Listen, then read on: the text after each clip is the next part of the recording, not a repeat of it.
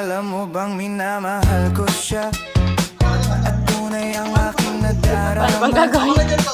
Kahit ako'y nagmumukhang tanga ay nahihirapan po sila. Paano ipapasok? kahit sabihin pa ng iba, nababaliw na akong talaga. Kahit mayroong ibang nagcha-cha-cha, nagrurumba, nagsasalsa, pwedeng sabihin nyo to sa kanya. Ang puso ko'y nahihirapan na. Ano pa ba ang pwede kong gawin na ubra upang makakit siya?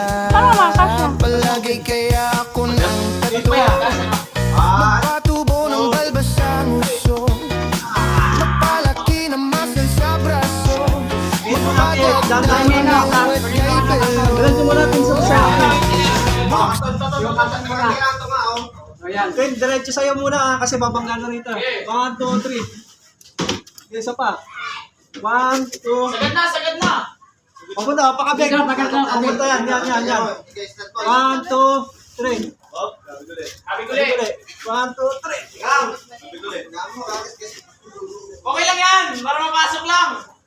Okay. Kaya na. Kaso yung doon sa loob. Hindi Saan kasha? tayo papasok? Dito sa first floor? O, dyan lang. Kasi dito sa loob eh. Kasha? Sa luma. Eh, dapat mayroong isang pasok doon. Tagahawak doon. Tagahawak ng pinto. Okay na, napasok na. Problema lang natin, paano papasok natin pag ganito dito? Yung styro.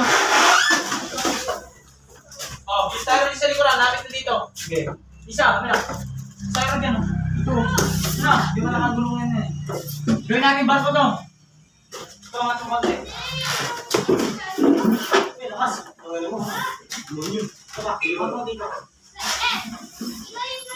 Okay, tulak! Oh, nasa likuran, nasa likuran. Wala pa din.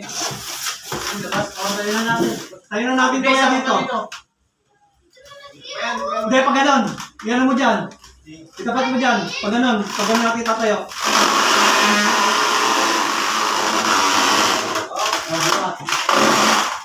Buhat ka tatayo. Ito na, medyo sila, buhat. Buhat. Okay na yan. Tayo na. Kaya? Tanggal na yung styro. Tanggal na yung styro. Sige, ang service tayo. Ano, kaya yan. Ano? Okay na. Yan. Saan natin papatay ito pag